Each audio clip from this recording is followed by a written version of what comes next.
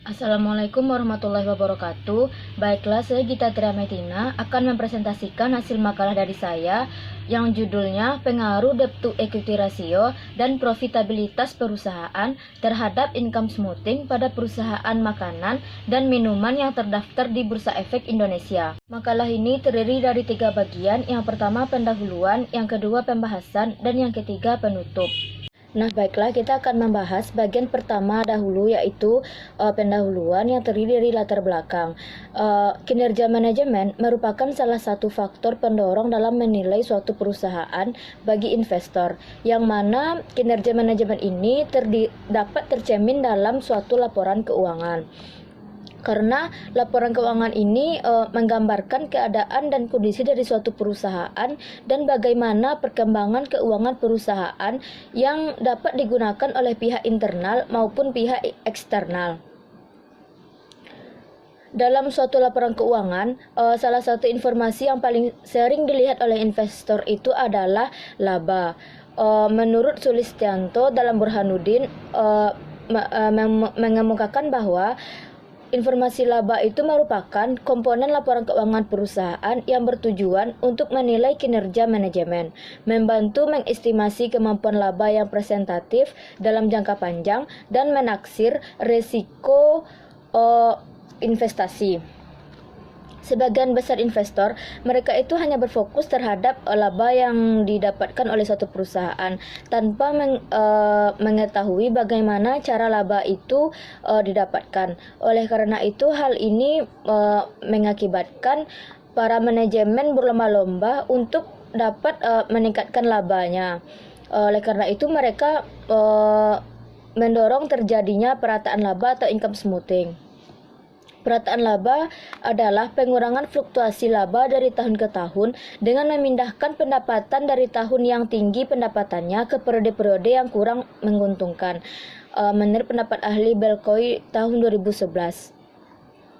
Perataan laba merupakan salah satu cara manajemen dalam mengelola laba untuk menggambarkan keadaan perusahaan. Perataan laba juga merupakan usaha yang dilakukan dengan sengaja untuk memfluktuasi atau meratakan tingkat laba sehingga pada saat sekarang dipandang normal bagi perusahaan. Tindakan perataan laba ini tentu saja tidak terlepas dari beberapa faktor, yang mana pada makalah ini saya mengambil 2 faktornya, yaitu debt to equity ratio dan profitabilitas perusahaan. Debt to equity ratio merupakan rasio keuangan yang dipakai untuk menilai utang dengan ekuitas perusahaan. Rasio ini dipakai agar mengetahui total dana yang disediakan oleh kreditur dengan pemilik perusahaan. Alasan memilih rasio ini karena dapat mengukur seberapa jauh perusahaan menggunakan hutang sebagai modal dalam menghasilkan laba, serta mengukur tingkat pengembalian terhadap hutang. Perusahaan akan mengalami kesulitan dalam memperoleh dana tambahan apabila debt to equity rasionya tinggi karena minimnya modal yang digunakan untuk perlindungan hutang. Hal ini mengakibatkan sangat rentannya perataan laba dalam suatu perusahaan. Debt to equity ratio yang tinggi juga menunjukkan bahwa perusahaan lebih banyak menggunakan hutang sebagai modal. Apabila debt to equity ratio buruk, maka menyebabkan perusahaan mengalami masalah real jangka panjang yang nantinya akan dapat menyebabkan kebangkrutan. Sementara itu, pengertian profitabilitas menurut Kashmir tahun 2019 adalah profitabilitas menunjukkan kemampuan perusahaan untuk menghasilkan laba selama periode tertentu. Profitabilitas suatu perusahaan diukur dengan bagaimana cara perusahaan memanfaatkan asetnya secara efektif. Profitabilitas ini juga mempunyai arti penting bagi suatu badan usaha, yang mana dapat menjamin keberlangsungan hidup suatu badan usaha. Dengan demikian, setiap badan usaha akan berusaha untuk meningkatkan profitabilitasnya. Karena semakin tinggi tingkat profitabilitas suatu badan usaha, maka semakin tinggi pula tingkat jaminan kelangsungan hidup perusahaan, dan sebaliknya. Profitabilitas dalam makalah ini diukur dengan menggunakan return on asset karena dapat mengukur kemampuan perusahaan dalam keseluruhan dana yang ditanamkan dalam aktiva yang digunakan untuk menghasilkan laba. Dengan mengetahui ROA, kita bisa menilai bahwa perusahaan tersebut sudah efisien dalam memakai aktiva dalam kegiatan operasi untuk menghasilkan laba. Objek penelitian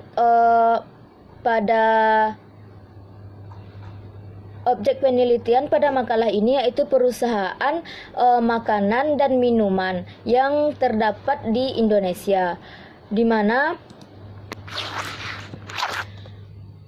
perusahaan food and catering ini mereka tuh bergerak di bidang industri makanan dan minuman.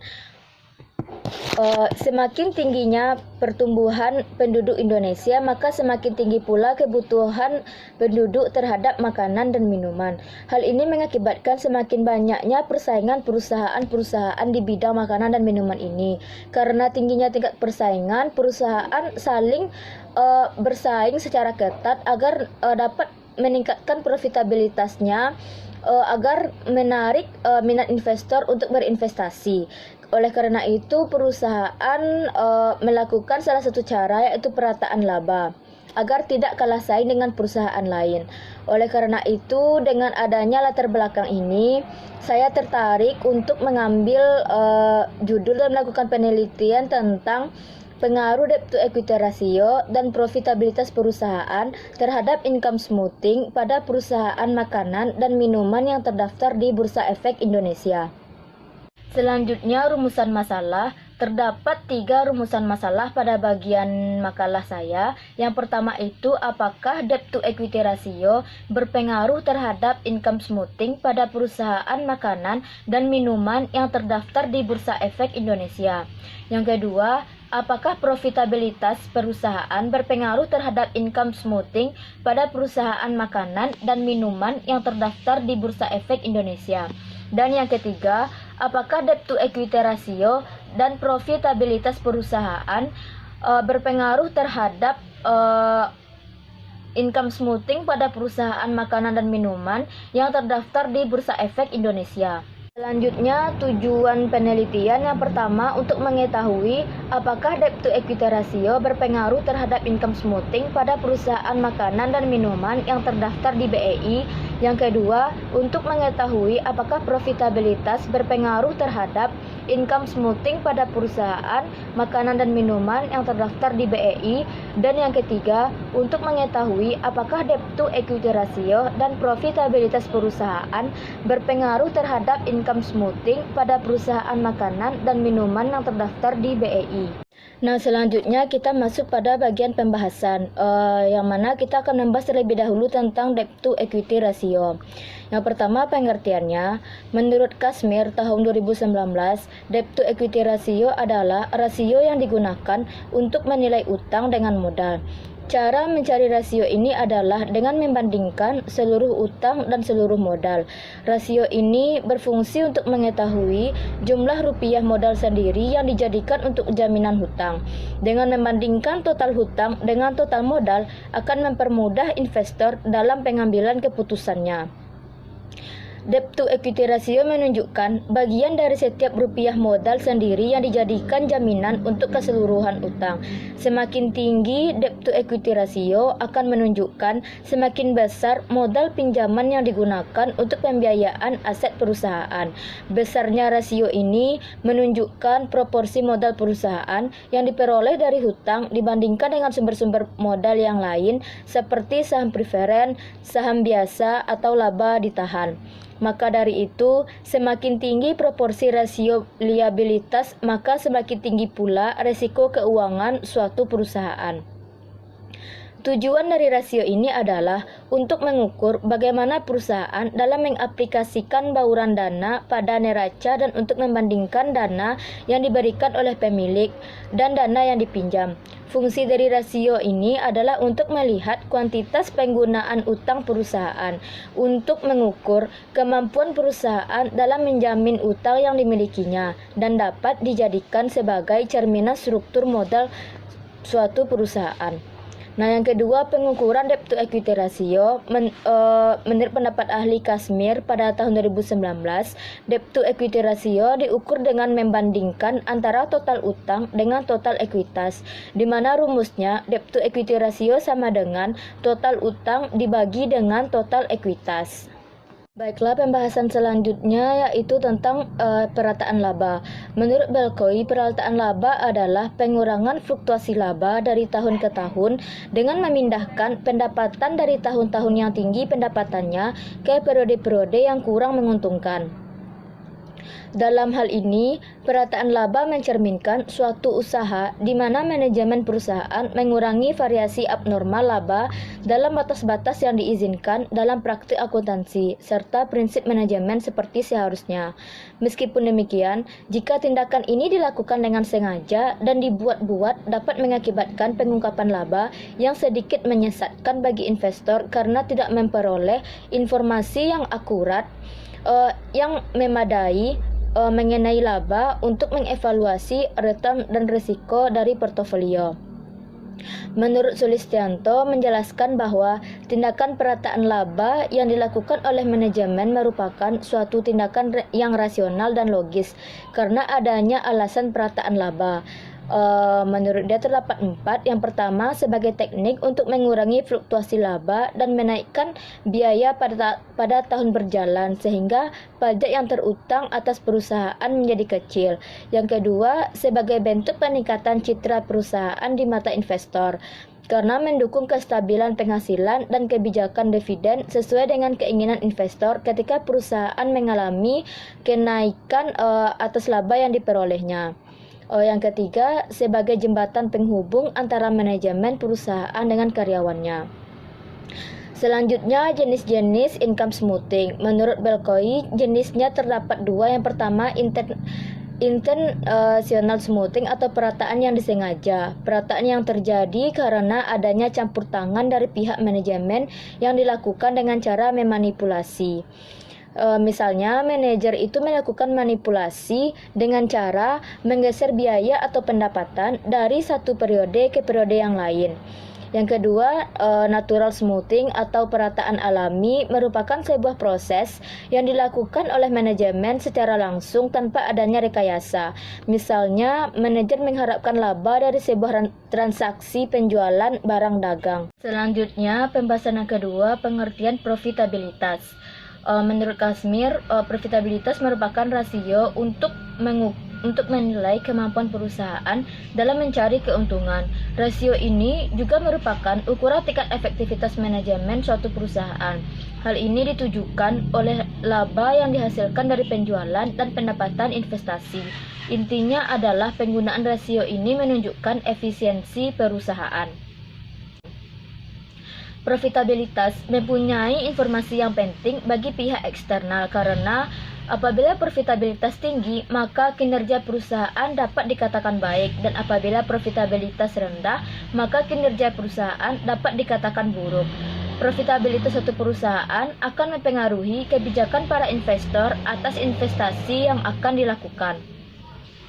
Manfaat dari rasio profitabilitas ini adalah untuk mengetahui besarnya tingkat laba yang diperoleh perusahaan dalam satu periode, untuk mengetahui posisi laba perusahaan tahun sebelumnya dengan tahun sekarang, untuk mengetahui perkembangan laba dari waktu ke waktu, dan untuk mengetahui besarnya laba bersih sesudah pajak dengan modal sendiri. Yang kedua, pengukuran rasio profitabilitas, di mana terdapat 4 jenis rasio profitabilitas menurut Kashmir. Yang pertama itu profit margin, merupakan salah satu rasio yang digunakan untuk mengukur margin laba atas penjualan. Cara pengukuran rasio ini adalah dengan membandingkan laba bersih setelah pajak dengan penjualan bersih.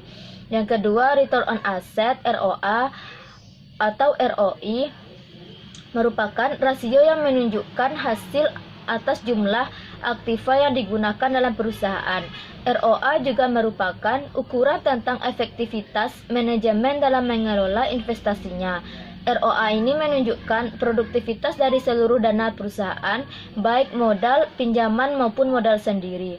Semakin kecil rasio ini semakin kurang baik. Semakin besar rasio ini maka akan semakin baik.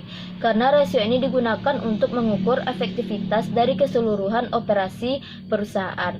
Yang ketiga, return on equity. Merupakan rasio mengukur laba bersih sesudah pajak dengan modal sendiri. Dan return on equity ini merupakan tingkat pengembalian berapa tingkat pengembalian terhadap modal. Nah, yang keempat, yang terakhir yaitu earning per share of common stock. Menurut Hepworth dalam Belcoin, terdapat 4 alasan manajemen melakukan perataan laba. Yang pertama, mengurangi total pajak terutang. Yang kedua, meningkatkan kepercayaan diri manajer karena penghasilan yang stabil mendukung kebijakan dividen yang stabil. Yang ketiga, meningkatkan hubungan antar manajemen dan karyawan karena pelaporan laba yang meningkat tajam memberi kemungkinan munculnya tuntutan kenaikan gaji dan upah. Yang keempat, siklus peningkatan dan penurunan penghasilan dapat ditandingkan dengan gelombang optimisme dan pesimisme dapat diperlunak. Kerangka pemikiran pada makalah ini, di mana pada makalah ini terdapat dua variabel X. Yang pertama, X1-nya debt to equity ratio dan X2-nya profitabilitas, dan variabel Y-nya adalah perataan laba. Nah, selanjutnya masuk pada hipotesisnya. Berdasarkan penelitian terdahulu, yaitu penelitian menurut Burhanuddin pada tahun 2018, yang mana menguji tentang pengaruh debt to equity ratio terhadap income smoothing pada perusahaan manufaktur yang terdaftar di BEI pada tahun 2014 sampai tahun 2016. Hasil penelitiannya menunjukkan bahwa secara parsial debt to equity ratio berpengaruh positif dan signifikan terhadap perataan laba. Berdasarkan kerangka pemikiran yang telah saya buat tadi dan berdasarkan penelitian dari Burhanuddin, maka dapat diambil hipotesis 1, diduga bahwa secara parsial debt to equity ratio berpengaruh signifikan terhadap income smoothing pada perusahaan makanan dan minuman yang terdaftar di BEI. Nah, selanjutnya penelitian Burhanuddin pada tahun 2018 menguji pengaruh profitabilitas terhadap income smoothing pada perusahaan manufaktur yang terdaftar di BEI pada tahun 2014 sampai 2016. Hasil penelitiannya menunjukkan bahwa secara parsial profitabilitas berpengaruh positif dan tidak signifikan terhadap perataan laba. Maka berdasarkan penelitian ini dan kerangka pemikiran, saya mengambil kesimpulan hipotesis, di mana hipotesis yang kedua diduga bahwa secara parsial profitabilitas berpengaruh signifikan terhadap income smoothing pada perusahaan makanan dan minuman yang terdaftar di BEI. Nah, selanjutnya hipotesis yang ketiga, hasil penelitian Burhanuddin tahun 2018 menyimpulkan bahwa debt to equity ratio dan profitabilitas perusahaan berpengaruh signifikan terhadap perataan laba. Maka hipotesis 3 diduga bahwa secara simultan debt to equity ratio dan profitabilitas perusahaan berpengaruh signifikan terhadap income smoothing pada perusahaan makanan dan minuman yang terdaftar di BEI. Nah, selanjutnya kita masuk pada bagian yang terakhir, yaitu bagian penutup yang terdiri dari kesimpulan dan saran. Berdasarkan penjelasan di atas, dapat disimpulkan bahwa kinerja perusahaan itu sangat mempengaruhi keputusan investor dalam berinvestasi. Dengan adanya penilaian kinerja ini, maka perusahaan saling bersaing dalam rangka meningkatkan kinerja dan profitabilitasnya. Penilaian kinerja oleh investor ini dapat dilihat dari berbagai aspek, yang diantaranya adalah debt to equity ratio dan profitabilitas perusahaan. Debt to equity ratio merupakan alat penilaian utang dengan ekuitas suatu perusahaan, di mana juga menggambarkan kemampuan suatu perusahaan dalam mengelola utang. Profitabilitas adalah kemampuan perusahaan dalam mengelola aset sehingga dapat menciptakan laba yang diinginkan oleh perusahaan. Dengan adanya penilaian kinerja ini, maka perusahaan melakukan cara agar memiliki kinerja yang baik, dan salah satu cara yang dilakukannya adalah dengan melakukan perataan laba. di mana penataan laba adalah upaya manajemen dalam mengelola laba perusahaan. Perusahaan membuat agar labanya pada tahun ini tidak memiliki perbedaan yang terlalu jauh pada tahun-tahun sebelumnya. Oleh karena itu, perusahaan melakukan laba agar rata-rata labanya itu sama setiap tahun, tidak memiliki perubahan yang cukup besar. Berdasarkan penelitian terdahulu dan kerangka pemikiran dari penulis, maka dapat disimpulkan bahwa debt to equity ratio berpengaruh signifikan terhadap income smoothing dan juga diduga bahwa profitabilitas berpengaruh signifikan terhadap income smoothing. Maka kesimpulan akhirnya yang dapat saya ambil adalah diduga bahwa secara simultan debt to equity ratio dan profitabilitas perusahaan berpengaruh secara signifikan terhadap income smoothing. Nah, bagian yang paling terakhir yaitu penutup bagian saran. Terdapat 2 saran dari saya. Yang pertama, perusahaan makanan dan minuman yang terdaftar di Bursa Efek Indonesia hendaknya harus lebih meningkatkan kinerja perusahaan untuk bisa mempertahankan keberlangsungan perusahaan dan menciptakan laba yang diinginkan. Yang kedua, penelitian selanjutnya saya sarankan untuk menggunakan variabel lain dalam pengaruh terhadap income smoothing seperti variabel current ratio atau CR, yang kedua economic value added, dan variabel lainnya yang dibutuhkan atau ROE. Sekian video presentasi dari saya. Mohon maaf apabila ada kesalahan dan terima kasih atas perhatiannya. Saya ucapkan Assalamualaikum warahmatullahi wabarakatuh.